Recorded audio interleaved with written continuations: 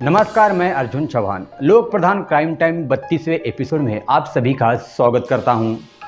Murder mystery का मतलब होता है कि हत्या के रहस्य। हमारे देश में न जाने कितने ही हत्या हुई है, कुछ सुलझे और कुछ अब भी राज बने हुए हैं। आपने किताबों या फिल्मों में न जाने कितने ही मर्डर मिस्ट्री देखी या पढ़ी होगी, लेकिन अगर यही सच्चे अपराध पर आधारित हो तो आप क्या सोचेंगे? हत्या की ऐसी कई पहेली आज भी कहीं मिट्टी में दफन होकर रह गई है। कुछ ऐसा ही शीना बोरा मर्डर मिस्ट्री के दौरान हुआ था। क्या हमें ये कभी पता चल पाएगा कि मासूम प्रद्युम्न ठाकुर को किसने मारा? ऐसे तो अनसुलझी हत्या के मामले बहुत है, लेकिन आज हम देश के उन बड़े हत्याकांड का जिक्र करेंगे जो आज भी अनसुलझे रह गए हैं। इन सभी कहानी हम देखेंगे डिटेल्स में लोक प्रधान के क्राइम टाइम में।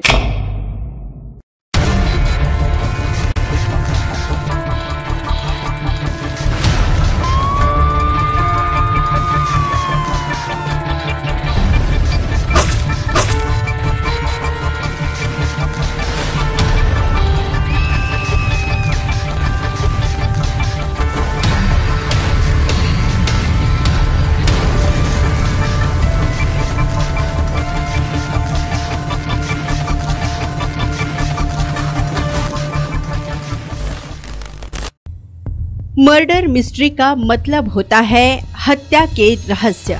हमारे देश में न जाने कितनी ही हत्याएं हुई, कुछ सुलझी हुई और कुछ अब भी राज बने हुए हैं। आपने किताबों या फिल्मों में न जाने कितने ही मर्डर मिस्ट्री देखे या पढ़े होंगे, लेकिन अगर यही सच्चे अपराध पर आधारित हो तो आप क्या सोचेंगे? हत्या की ऐसी कई पहेलियां आज भी कई मिट्टी में दफन होकर रह गई हैं। कुछ ऐसा ही शीना बोरा मर्डर मिस्ट्री के दौरान हुआ था। क्या हमें ये कभी पता चल पाएगा कि मासूम प्रद्युम्न ठाकुर को किसने मारा? ऐसे तो अनसुलझी हत्या के मामले तो बहुत हैं, लेकिन आज हम देश के उन बड़े हत्याकांड का जिक्र करेंगे जो आज भी अनसुलझे रह गए हैं। आइए नजर डालते हैं भारत के कुछ सनसनीखेज मर्डर केस पे। पहला है आरुषि मर्डर मिस्ट्री।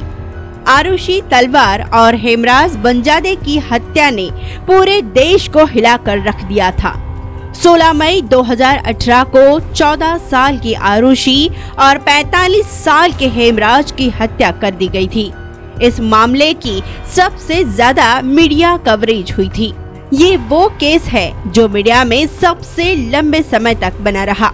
हत्यारा कौन है, किसने मारा आरुषि को, ऐसे न जाने कितने ही सवाल आज भी देश पूछता है। देश की जनता ये अनुमान लगा रही है कि आरुषि की हत्या उसके खुद माता पिता ने की है।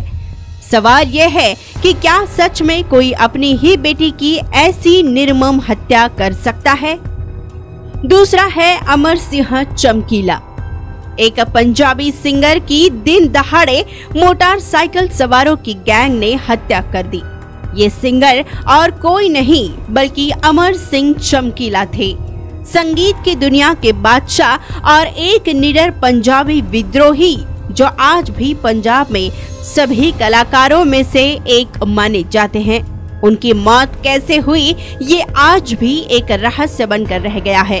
जब वे अपने करियर के शिखर पर थे तब उन्हें हमेशा खालिस्तानी आतंकियों से हत्या की धमकी मिलती रहती थी। शायद इसीलिए अमर सिंह के गाने काफी क्रांतिकारी हुआ करते थे। 8 मार्च 1988 को पंजाब के महसामपुर में उनके कार पर हमला किया गया। इस दौरान अमर सिंह की पत्नी अमरजोत भी उन्हीं के साथ थी। इस दौरान इन दोनों को गोलियों से भून दिया गया था। अमरजोत को जहां छाती पर गोली लगी थी, वहीं अमर सिंह को सीने में 4 गोलियां मारी गई थी। दिन दहाड़े कई लोगों के सामने सिंगर की निर्मम हत्या होने के बावजूद किसी को भी गिरफ्तार नहीं किया गया। अमर सिंह के कई सहयोगियों ने शिकायत की कि अन्य पंजाबी गायकों ने अमर के खिलाफ षड्यंत्र रचा था, क्योंकि वह उनसे ज्यादा मशहूर थे। आज भी चमकीला की मौत किसने की ये कई लोगों के लिए रहस्य बना हुआ है। न ही ये कि केस सुलझा और न ही इस केस में किसी की गिरफ्तारी की गई। तीसरा है सुनंदा पुष्कर। कांग्रेस सांसद शशि थरूर की पत्नी सुनंदा पुष्कर की मौत का रहस्य आज तक नहीं सुलझ पाया। पुष्कर की दिल्ली की लीला पैलेस में एक होटल के कमरे में हत्या कर दी गई थी। शशि थरूर को उनका शव 17 जनवरी 2014 को मिला था। पहले माना गया कि सुनंदा ने आत्महत्या की। बाद में रिपोर्ट में सामने आया कि सुनंदा की मृत्यु सामान्य नहीं थी। बताया जाता है कि उनके शरीर पर कई चोट के निशान थे। 10 अक्टूबर 2014 को मेडिकल टीम ने बताया कि उनकी मौत जहर से हुई थी।